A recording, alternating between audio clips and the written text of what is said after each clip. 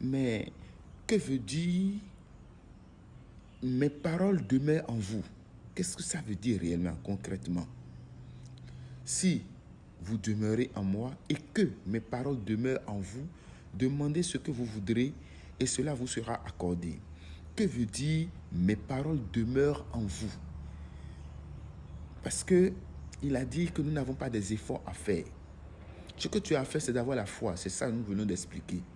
Tu vas et tu demeures dans le Seigneur. Tu demeures dans le Seigneur. Tu es en train de... Tu étudies à l'église, tu viens à la maison, tu continues toujours par étudier.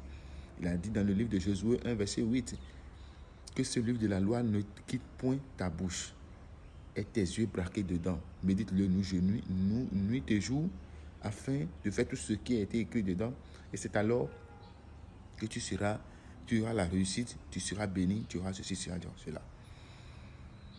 Donc, que veut dire concrètement que les paroles de l'Éternel demeurent en nous? Vous voyez, quand on nous a dit que Adam a été chassé du jardin d'Éden avec Ève, mais qu'est-ce que le Seigneur avait voulu au début? Au début, avant qu'eux ne soient renvoyés du jardin d'Éden, ils étaient comme les animaux. Ils avaient une conscience, mais ils n'avaient pas de la sagesse, ni une raison. Ils n'avaient pas la raison, la connaissance. Ils n'avaient pas ça. Du bien et du mal, ils n'avaient pas ça. Mais ils avaient une conscience. Parce qu'on dit, le Seigneur a dit au lion, tu ne mangeras pas d'herbe. Tu ne mangeras que de la viande toute ta vie. Et c'est ça, quand il s'élève là, quand tu lui présentes l'herbe, il ne peut pas manger. Quand tu lui présentes la viande, il va manger. C'est comme ça.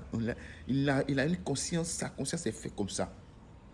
Quand on a dit au mouton, tu ne mangeras pas de la viande, mais tu mangeras d'herbe. Ils n'ont jamais changé. Quand Dieu a dit au soleil, tu vas te lever à l'est et à l'ouest et te coucher à l'est, ça n'a jamais changé. Le soleil est comme ça. Il a dit à la mer, tu ne cesseras pas de t'agiter matin, midi et soir. La mer n'a jamais cessé. Et c'est ainsi que l'homme aussi était. L'homme aussi était fait comme ça. Quand on a dit voilà, l'homme ne devait pas faire autre chose.